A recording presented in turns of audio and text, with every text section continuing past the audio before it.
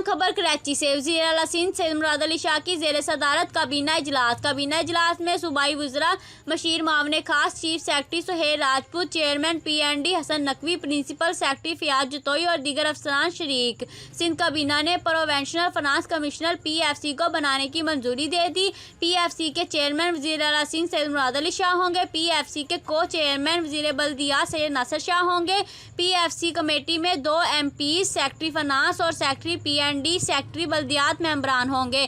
Mayor Karachi Murtaza Wahab, mayor Sukkur Arsalan Sheikh, district councillor से Qasim Naveed, chairman municipal committee Qasim Swaraj, Korangi town से Naeem Sheikh, town committee के Nisar खासकली member होंगे।